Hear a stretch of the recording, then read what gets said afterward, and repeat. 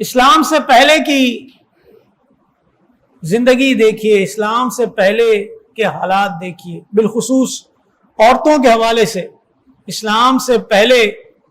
جو حالات تھے اور لوگوں کے جو نظریات تھے خواتین سے متعلق وہ کیا تھے۔ جس عورت کا شوہر انتقال کر جاتا، اس کے مال پر اس کا بیٹا قابض ہو جائے، اس کا کوئی اور رشتہ دار قابض ہو جائے، مال کی لالچ میں جو بھی چاہے، جس طریقے سے بھی چاہے اس عورت کے ساتھ تعلقات رکھ لے۔ جاہلیت کا دور تھا، کوئی روک ٹوک نہیں تھی، کوئی کسی کو منع کرنے والا نہیں تھا۔ پھر جب عورت کے ایام مخصوصہ ہوا کرتے تھے تو اس کے ساتھ کوئی کھانے پینے کے لیے تیار نہیں تھا، بلکہ گھر کا ایک کونا اس کو تھما دیا جاتا تھا، وہ وہیں بیٹھ کر اکیلی کھائے گی اور زندگی کے وہ دن جو اس وقت تک کے لیے ہیں اس نے گزارنے ہیں، کوئی کلام اس سے نہیں کرے گا۔ پھر عورت پر یہ بھی ظلم ہوتا تھا کہ جب کسی کے گھر میں بیٹی کی ولادت ہو جاتی تھی تو یتوارا من القوم من سوء ما بشر به، تو لوگوں سے چھپتا چھپاتا پھرتا تھا اس خوشخبری کی بشارت کے حوالے سے، ایمسکہ علی ہون ام یدسہ فی التراب، اس لڑکی کو جو پیدا ہو گئی ہے اس کو اپنے پاس ذلت کے ساتھ رکھے یا اس کا گلا دبا کر یا اس کو مٹی میں دبا دے، اس کو زندہ درگور کر دے۔ تو عورتوں پر اس قسم کے مظالم اس وقت ہوا کرتے تھے جب اسلام نہیں تھا، جاہلیت کا دور تھا، اور یہی جاہلیت کے دور میں لوگ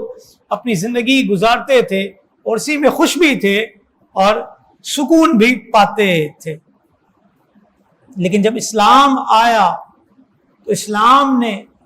عورت کو ماں کا درجہ دیا، اور جب اسلام نے عورت کو ماں کا درجہ دیا تو اس کے قدموں تلے جنت کو رکھا۔ اسلام جب آیا اور اسلام نے عورت کو بیٹی کا درجہ دیا تو بیٹی جگر کا ٹکڑا کہلائی۔ جب اسلام آیا اور اسلام نے عورت کو زوجہ اور بیوی کا درجہ دیا تو روایتوں کے مضامین ملتے ہیں کہ کوئی شخص حلال کمائے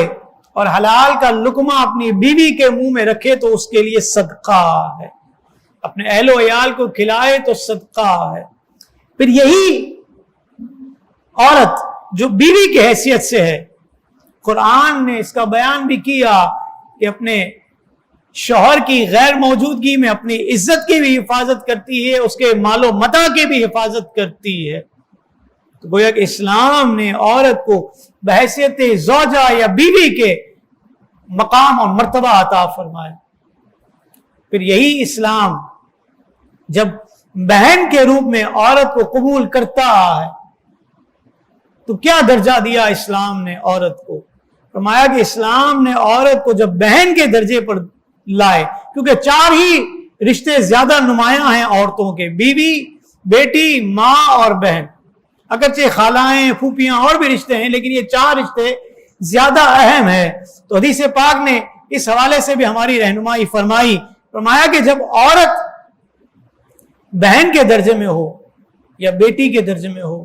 یا پھوپھی کے درجے میں ہو یا خالہ کے درجے میں ہو تو مصطفیٰ کریم کا فرمان ہے کہ جس کی دو بہنیں، دو بیٹیاں، دو پھوپھیاں، دو خالائیں ہوں اور وہ ان کی کفالت کرے، ان کی نگہداشت کرے، ان کے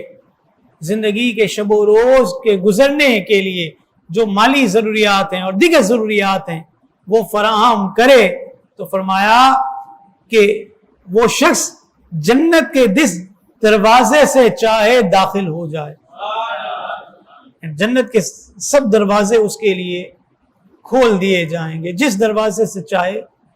داخل ہو جائے۔ تو عورت کو اللہ رب العالمین نے یہ مقام، مرتبہ اور شرف عطا فرمایا جو کہ جاہلیت کے دور میں نہیں تھا۔